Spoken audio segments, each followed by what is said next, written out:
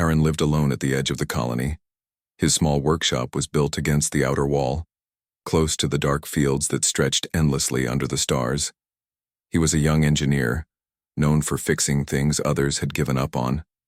Broken drones, old farm machines, cracked solar panels. Aaron repaired them all. He liked machines more than people, not because he hated company, but because machines never lied. They either worked or they didn't. The nights on the colony were quiet. The air was thin, the winds dry, and the stars brighter than on old Earth. Aaron often sat by his wide workshop window staring at the sky while small lamps glowed over his tools. He had grown used to silence, to the hum of his machines and the soft whisper of the wind. But on this night silence was broken. It began with a faint scrape. At first Aaron thought it was one of his drones returning late. He ignored it and kept adjusting a gear on the workbench. Then the sound grew louder, like someone climbing, metal against metal. His hand froze. No one should be outside his workshop at this hour. The colony gates closed at night and no one dared wander the outer edge after dark. Aaron turned off his lamp and waited.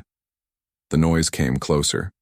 His window rattled gently, and before he could rise, the glass slid open. A figure pulled itself through the window, landing on the floor with a soft thud. Aaron's heart raced. He reached for the nearest tool, a heavy wrench, and held it tight.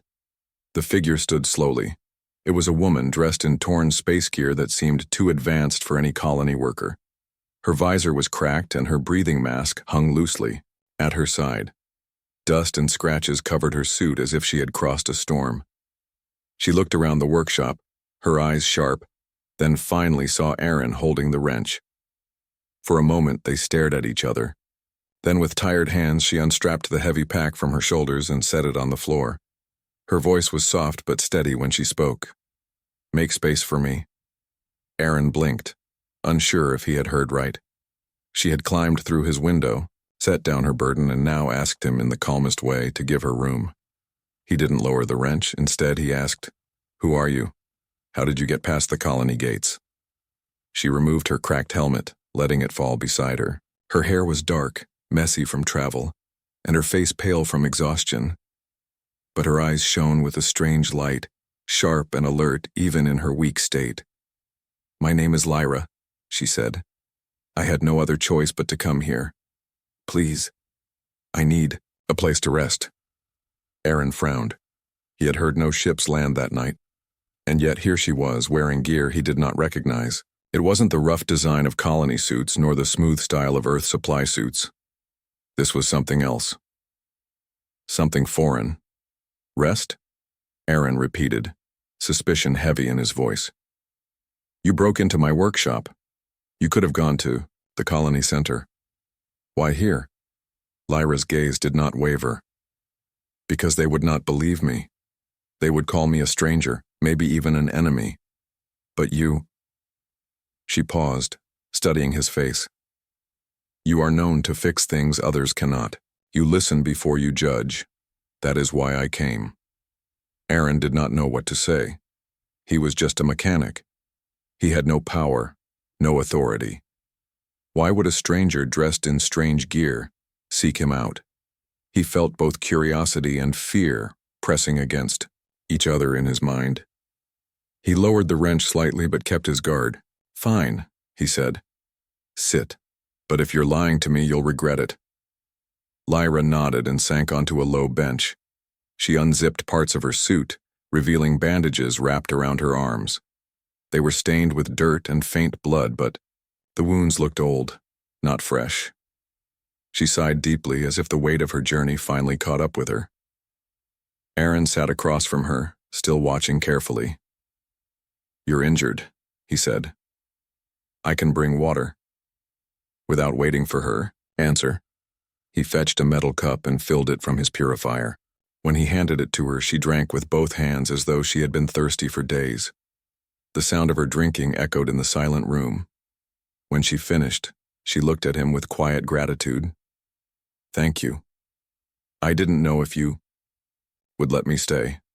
Aaron crossed his arms. "Don't thank me yet. You still haven't told me how you got here." Lyra placed the empty cup aside. She opened her pack, and Aaron leaned forward, expecting tools or supplies. But instead she pulled out a small device no bigger than his palm. Its surface glowed faintly with blue light, pulsing like a heartbeat. Aaron had never seen anything like it. "I came from beyond the settled stars," she said softly. "This device is all I could save. It carries knowledge your colony will need soon." Aaron stared at the device, confused. "Beyond the settled stars? That's impossible. No human has traveled farther than the frontier lines. Not without huge fleets, not alone." Lyra met his gaze, her eyes unwavering. "I am proof that it is possible, and proof that danger follows." For a long time, Aaron said nothing. He wanted to laugh, to dismiss her as some lost traveler telling stories, but the device in her hand, glowing with a strange rhythm, pulled at his mind. Machines did not lie, he reminded himself. If it worked, then maybe her words carried truth. Finally, he asked, "What danger?" Lyra closed her eyes briefly, as if reliving memories she wished to forget. "A fleet. A force not of Earth, not of any human colony. They devour worlds. They leave nothing but silence behind. I escaped, but they will follow." Her words sent a chill down Aaron's spine. He shook his head. "You expect me to believe this? That you, a stranger who climbed through my window, are carrying warnings about some fleet that destroys worlds?" Lyra looked at him steadily. "I don't expect belief. I only ask for a place to rest. Tomorrow, I can show you proof." Aaron rubbed his forehead, his thoughts tangled. He wanted to throw her out, to close the window and return to his simple machines. Yet part of him, an engineer's part, was curious. If what she held was real, then he could not ignore it. He sighed. "Fine, you can stay tonight. But if you cause trouble, I'll hand you to the colony guards." Lyra nodded once. "That is fair." Aaron stood, fetching a blanket from the corner. He tossed it to her, keeping his distance. She caught it, wrapped it around her shoulders, and leaned against the wall. Within moments her breathing slowed, and exhaustion pulled her into sleep. Aaron sat back at his bench, staring at the faintly glowing device she had set beside her. The workshop was silent again, but it was no longer the same silence as before. A stranger had entered his life, bringing whispers of dangers far beyond the colony. He felt the weight of her words pressing on him, heavy and unsettling. Outside, the window, the stars shone brightly. Aaron looked at them and wondered if they hid truths he was not ready to face. For now, one thing was certain. His life of quiet machines had ended the moment she climbed through his window. The next morning, Aaron woke earlier than usual. The pale light of the colony sun slipped through the thin curtains of his workshop window, painting soft lines across the floor. For a moment, he thought he had dreamed the entire night, that no stranger had climbed through his window, no warnings had been given, and life was still simple. But when he turned his head, he saw Lyra curled under the blanket, breathing softly. The small device she had carried still glowed faintly beside her. It had not been a dream. Aaron sat up slowly, his mind restless. He kept glancing at the device, wondering what secrets it held. A part of him wanted to take it apart, to understand how it worked. Another part feared what he might learn if he tried. Machines, after all, revealed truth without kindness. He rose quietly, made himself a simple breakfast of grain, bread, and water, and thought about waking her. But Lyra looked fragile in her sleep, her face pale but peaceful. She had traveled far, too, far for any ordinary human, so he let her rest.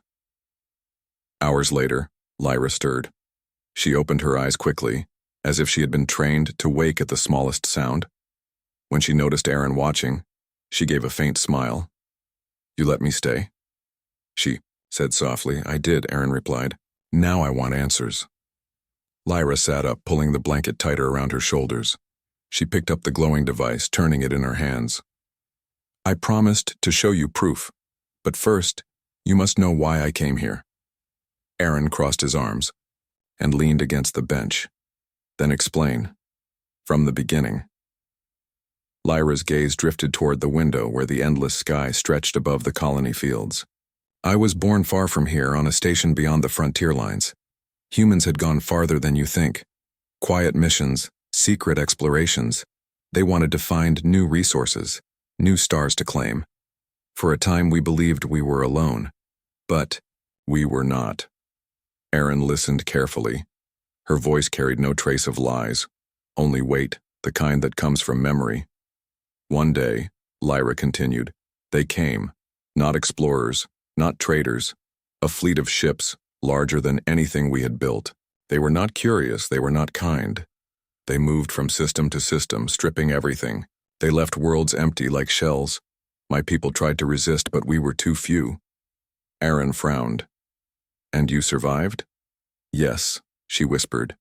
"Because I ran. I escaped during the chaos with this." She held up the device.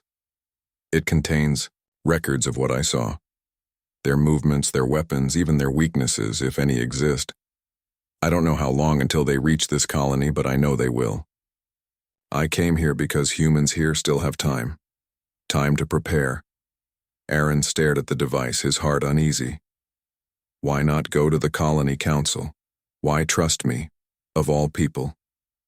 Lyra's eyes met his, steady and calm. "Because councils argue. Leaders hesitate. You, Aaron, act. You build. You fix. I need someone who does not waste time with speeches. I need someone who believes in machines and truth." Her words struck him. He had always thought of himself as small, just one engineer, among many, but Lyra spoke as if he carried more weight than he believed. He looked away, unsure of what to say. Finally, he asked, "Show me." Lyra nodded. She pressed a sequence on the device, and the glow brightened. A soft hum filled the workshop, and then light spilled upward, forming an image in the air. Aaron's eyes widened as a projection appeared. Stars, systems, and moving points of light. The moving points formed shapes of ships, vast and sharp, traveling across space like predators. "In a sea, this is them," Lyra said quietly. "The fleet." Aaron stepped closer. The projection showed battles, tiny human stations firing weakly against enormous vessels. The human defenses fell quickly, leaving silence in their wake. Another image showed a planet's surface, green and full of life. Moments later, it was burning, stripped to gray. Aaron's hands clenched. The sight was terrifying, not because of its noise, but because of its coldness. The fleet did not rage or shout. It simply erased, as if worlds were nothing but numbers to be cleared. Lyra turned off the projection, leaving only the faint glow of the device. "This is why I came. Humanity cannot hide forever. Sooner or later, every colony will face them. But if we prepare now, perhaps we can stand." Aaron shook his head slowly. "You expect me to believe that we, farmers, workers, mechanics, could fight something like that? We don't have fleets. We barely have enough ships to guard trade routes." Lyra's voice was firm. "That is why humans must use what they do have. Ingenuity. Adaptability. You may not have the strongest weapons, but you learn faster than any enemy. You find ways where others see none. That is why I trust your kind." Aaron studied her face. There was no doubt in her eyes, only certainty. He remembered the stories his father once told him, of humans reaching the stars not because they were the strongest, but because they refused to stop. Still, doubt clung to him. "If what you say is true, then others must know. We can't hide this." Lyra shook her head. "Not yet. If you tell them without proof, they will call me a liar. Worse, they may try to take this device, and if they mishandle it, all the knowledge will be lost. We must be careful." Aaron sighed, running a hand through his hair. He wanted to argue, but he knew she was right. The council distrusted outsiders. If he presented them with only words and strange images, They would shut the gates tighter and pretend nothing was wrong. "So what do we do?" he asked at last. Lyra looked at him with quiet intensity. "First, we repair the navigation core I brought. With it, we can track their movements more clearly. Then, we decide who among your people is ready to hear the truth." Erin glanced at the heavy pack she had set down the night before. Inside, no doubt, lay more pieces of technology unlike anything the colony had seen. A mix of fear and excitement rose inside him. He was an engineer. This was a challenge unlike any he had faced. "All right," he said finally. "I'll help you. But if you're lying, if this is some trick—" "It is not," Lyra interrupted softly. "You will see soon enough." For the rest of the day they worked together. Lyra opened her pack, revealing fragments of metal, wires, and circuits. Some pieces were cracked, others scorched, but all were far beyond the tools Erin used daily. His hands trembled slightly as he examined them, but soon his focus took over. He asked questions. Lyra answered, explaining what she could. Sometimes she used words Erin did not know, but her patience was steady. Together they spread the parts across the workshop, like puzzle pieces waiting to be joined. As the sun set, casting long shadows, Erin felt something he had not felt in years: purpose. He was not just fixing broken drones anymore. He was helping build something that might save his people. When night returned, Lyra set aside her tools and looked at him. "You understand now, don't you?" Erin met her gaze. "I understand. Enough. But I still don't know if the others will believe us."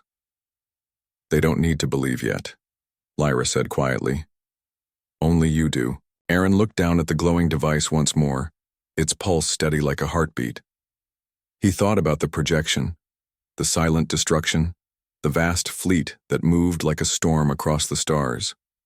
Fear lingered, but beneath it was something stronger: resolve. If what Lyra said was true, then humanity's survival might depend on what they built here, in this small workshop at the edge of the colony. And for the first time, Erin realized he was no longer alone. The following days passed in a blur for Erin.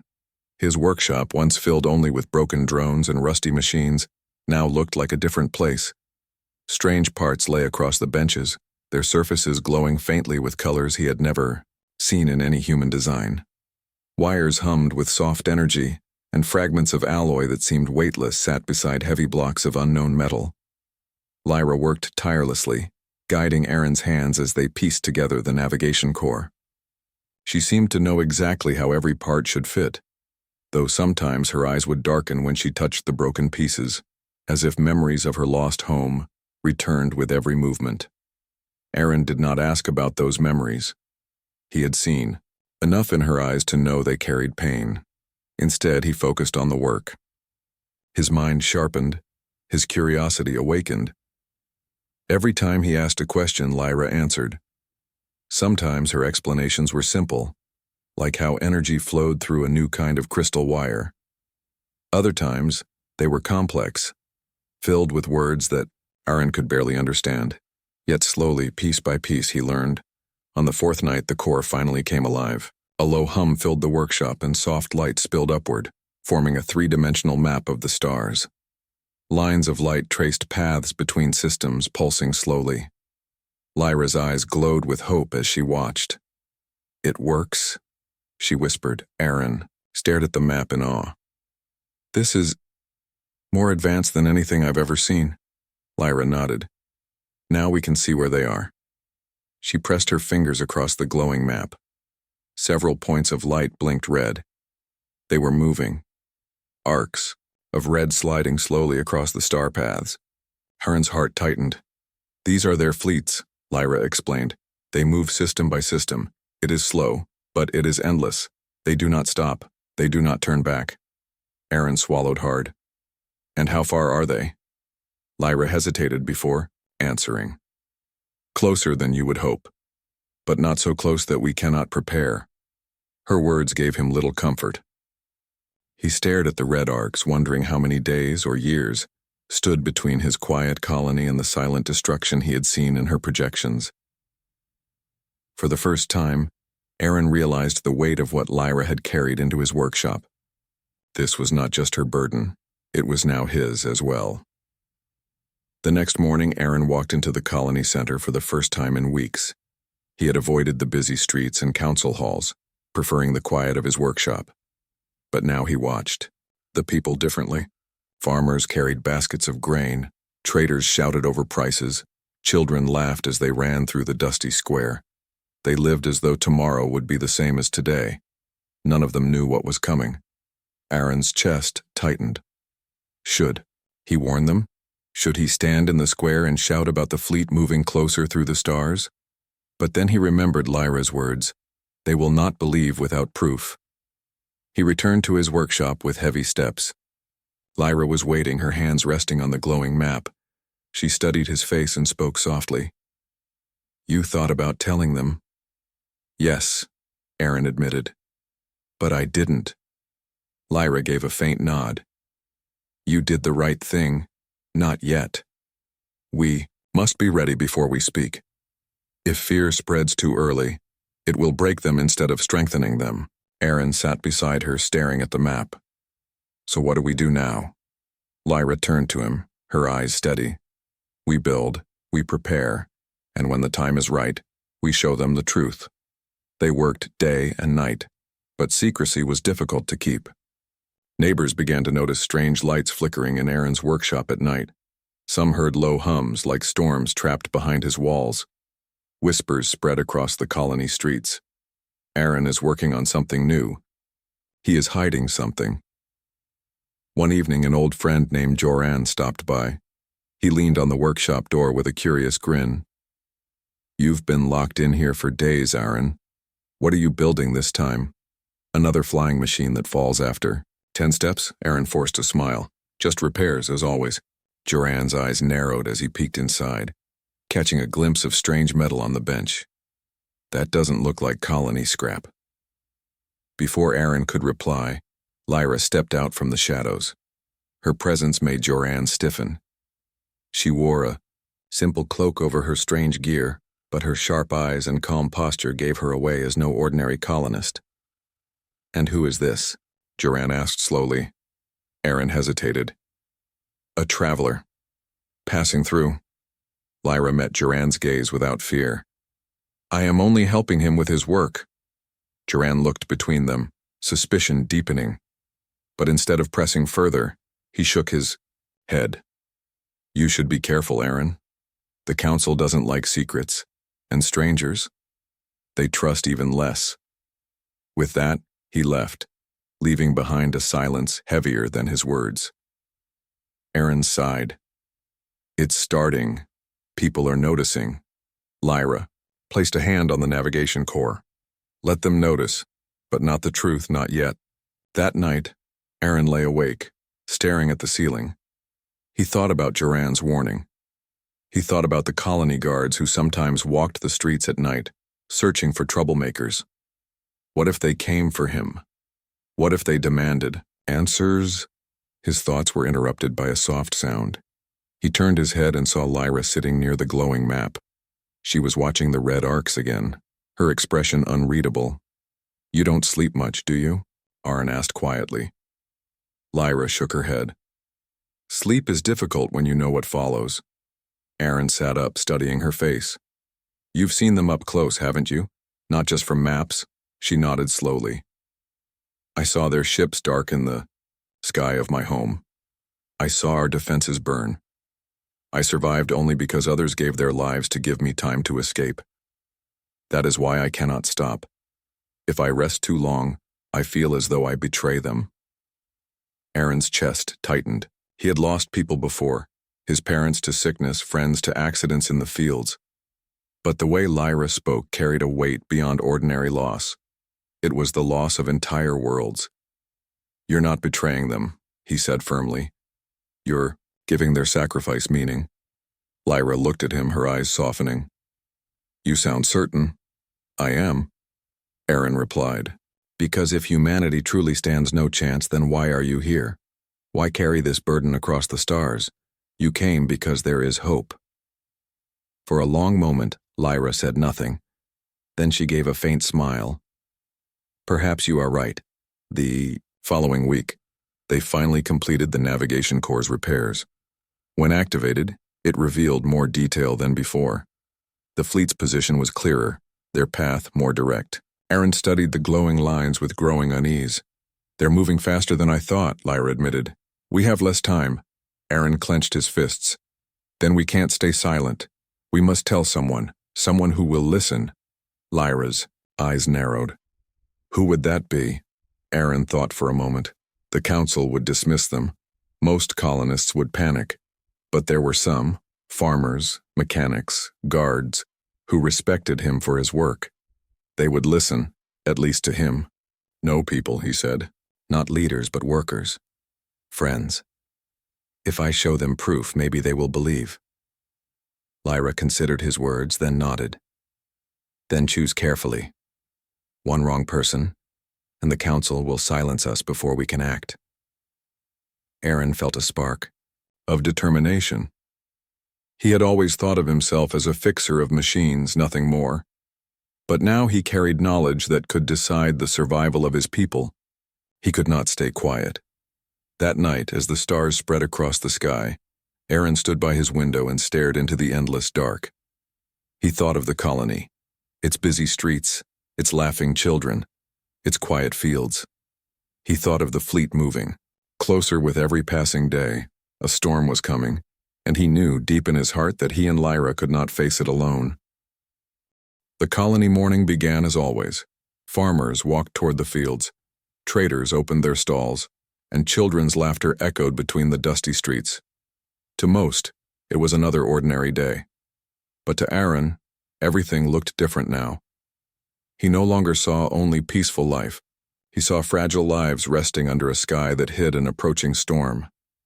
Inside his workshop, the navigation core glowed on the bench, showing red arcs inching across the star map. The enemy fleet had moved again. They were closer. Lyra stood silently. Over the projection, her jaw tight, her hands clenched. They are not stopping, she said softly.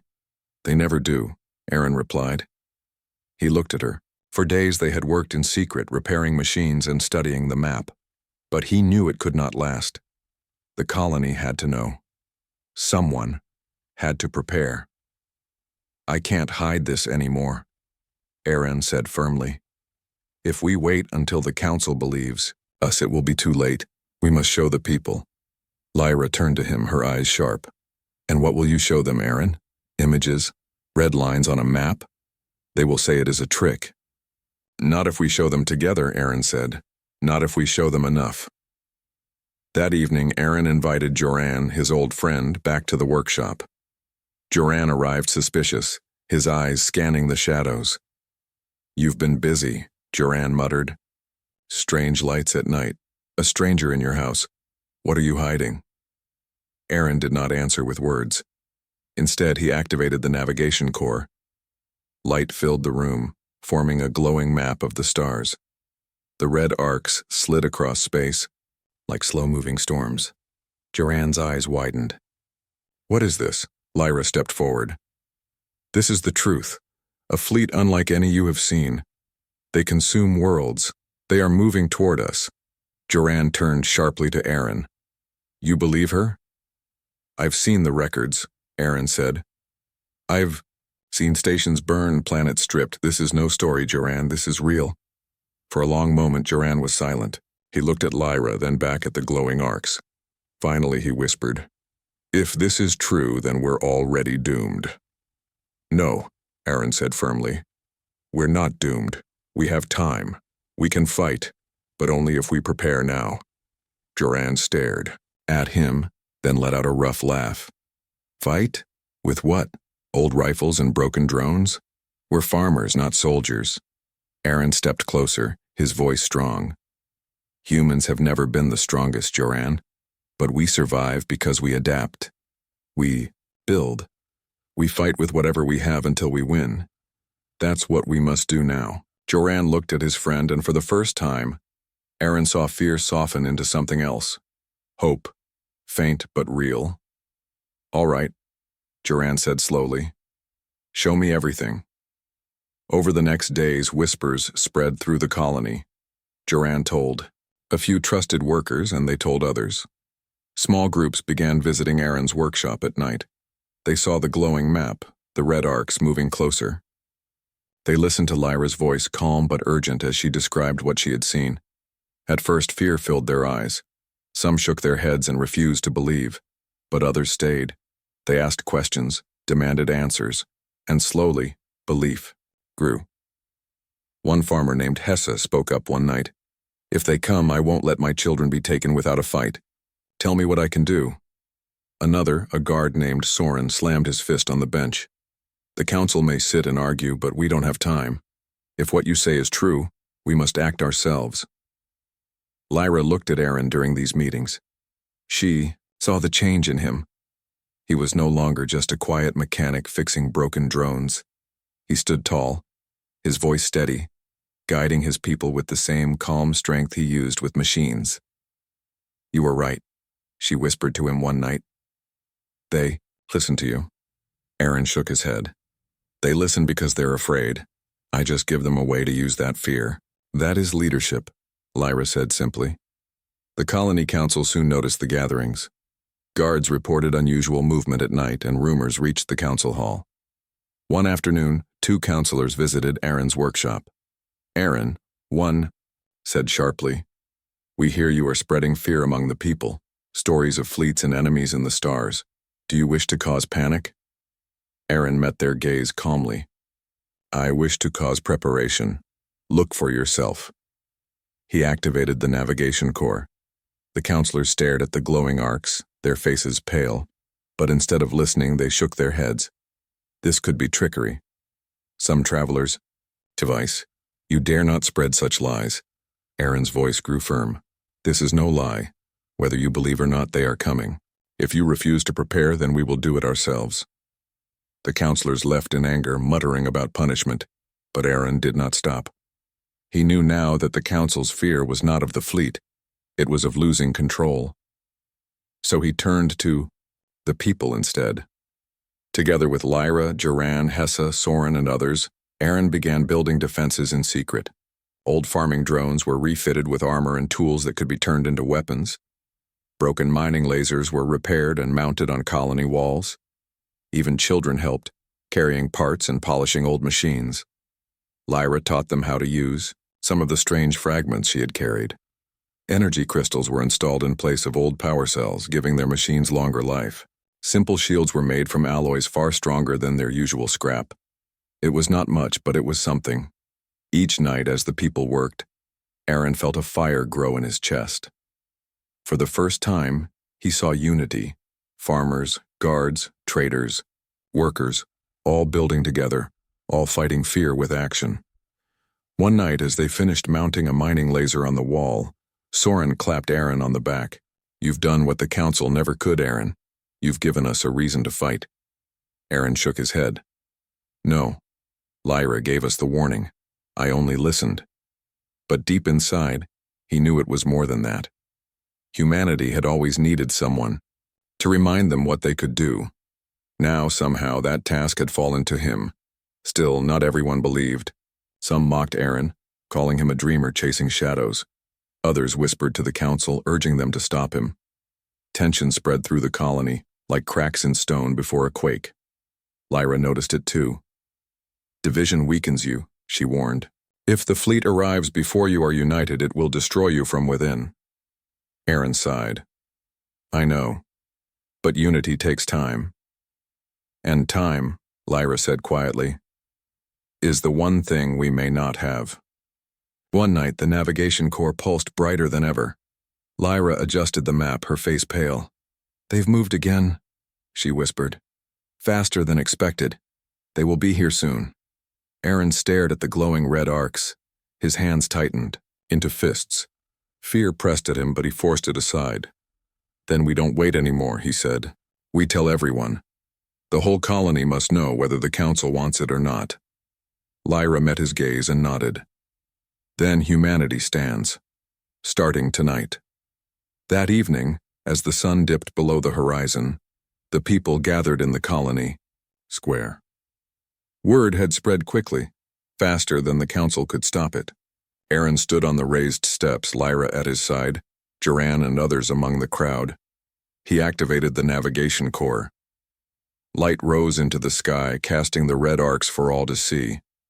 Gasps spread through the crowd as they watched the slow but steady march of the enemy fleet. "This is the truth," Aaron called, his voice carrying across the square. "They are coming. You can choose to close your eyes or you can choose to fight. I will fight.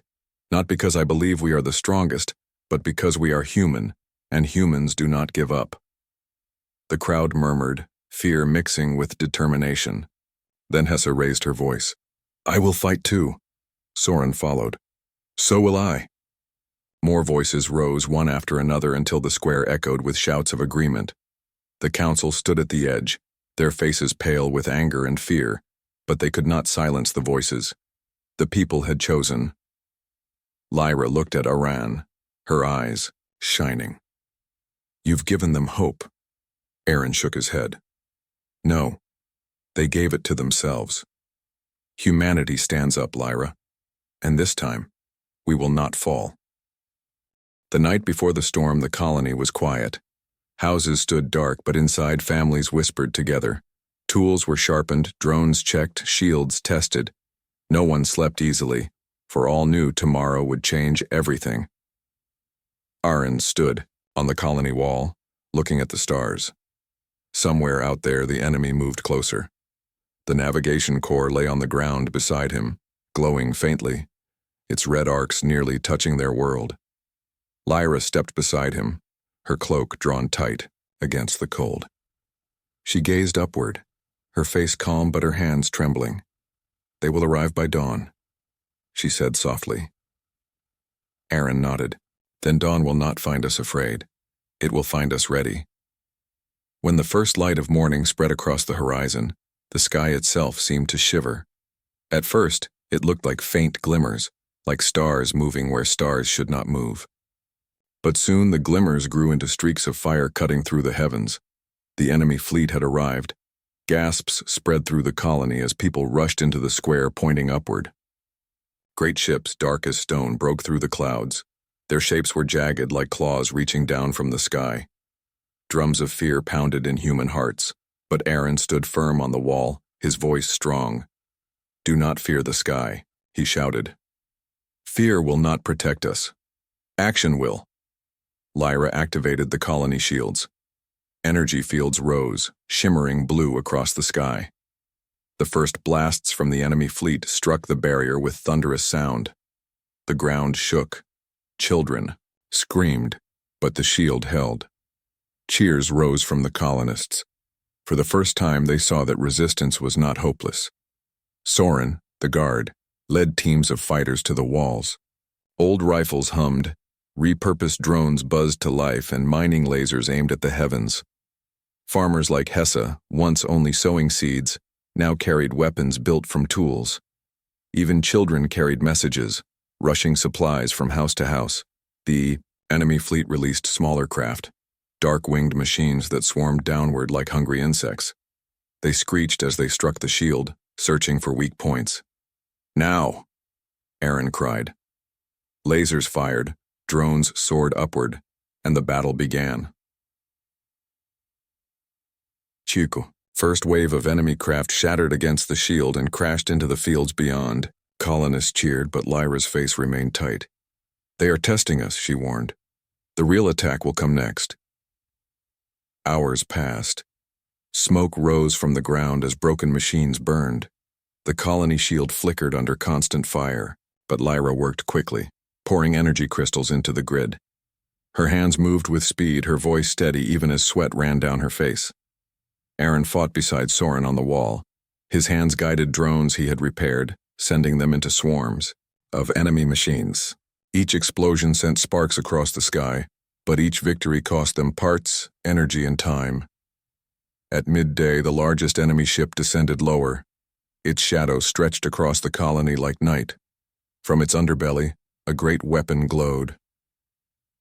Lyra's eyes widened. "They are bringing the breaker. If it fires, the shield will not survive." Aaron looked at the weapon, then at the colonists, all staring in fear. He knew he could not ask them to simply stand. Someone had to act. "I'll take the drones," he said. "I'll strike before it fires." Lyra grabbed his arm. "No, that ship will not fall easily. To go against it is near certain death." Aaron looked into her eyes, his voice firm. "If it falls, then the colony lives. That is enough." For a moment, silence hung between them. Then Lyra pressed something into his hand, a crystal, glowing softly. "This will give your drone more power. Enough to break their weapon, but only once." Aaron nodded, his heart steady. "Once is all I need." He climbed into the cockpit of an old strike drone, its metal patched with plates of farming equipment, its engine humming weakly. Duran stood by, checking connections, his face pale. "You don't have to do this alone," Duran said. "I'm not alone," Aaron replied. "You're all here with me." With that, the drone lifted into the sky. Colonists cheered as they saw it rise, their hope carried upward with its fragile wings. Aaron steered straight toward the looming shadow of the great ship. Enemy craft swarmed to block his path, but the colony fighters opened fire from below, clearing the skies just long enough for him to pass. The ship's weapon glowed brighter, gathering power. Aaron's hands gripped the controls. He thought of the children laughing in the streets, of farmers working the fields, of Lyra's determined eyes. All of it depended on this moment. He pressed the crystal into the drone's core. The machine roared with sudden strength, its engines blazing brighter than ever before. "Now," Aaron whispered. The drone streaked forward like a shooting star. The enemy ship's weapon fired, a beam of burning light aimed at the colony shield. But in the same instant, Aaron's drone struck. The crystal's power exploded, ripping through, the weapon with blinding force. The sky turned white, then thunder shook the ground. The enemy ship reeled, its weapon shattered. Fire tore across its hull as it drifted back into the clouds, broken and silent. From the walls, colonists screamed, in triumph. "He did it! Aaron did it!" Lyra's heart pounded as she searched the sky. At last, she saw a small shape falling, its engines gone, its wings broken. "No," she whispered. The drone crashed beyond the fields, a plume of smoke rising into the air. Lyra ran, her cloak flying behind her, with colonists close behind. They found the wreck twisted and burning. For a terrible moment, silence gripped them. But then, with blackened hands, Aaron pulled himself from the wreckage. He was alive. The people rushed forward, lifting him onto their shoulders, their cheers filling the fields. "You saved us," Hessa cried. "You brought down their weapon," shouted Soren. Aaron, weak but smiling, shook his head. "No, we saved ourselves. Every one of us. Humanity stood together and we stood strong." The battle was not over. The enemy fleet, seeing their great ship fall, pulled back. Their smaller craft retreated into the sky. For the first time, the invaders chose not to advance. They had tested humanity and found resistance stronger than expected. As the fleet vanished into the clouds, the colonists gathered in the square, their voices lifted in victory. The council, once silent and doubtful, now stood before Aaron and the people. Their leader bowed his head. "We did not believe, and we nearly doomed us all. But you showed us the strength of unity. From this day, your voice will be heard." Aaron looked at the crowd, then at Lyra. He shook his head. "I never wanted to be a leader. I only wanted to protect what we have." Lyra stepped forward, her voice carrying. "That is why you are a leader. Not because you wanted power, but because you carried hope." The people cheered again, their voices echoing into the sky. That night, as the colony celebrated, Aaron stood once more on the wall. Lyra joined him, her face calm but her eyes warm. "They will come again," she said. "They always do. But now they know humanity will not kneel easily." Aaron nodded. "Then let them come. We will be ready, and when they return, they will learn what it means to face humans who fight for their home." Lyra smiled, her voice soft. "Perhaps that is why I climbed through your window, Aaron, to remind you and myself that even in the darkest night, there is always space for hope. Together, they looked at the stars. The sky had burned, but it had not broken.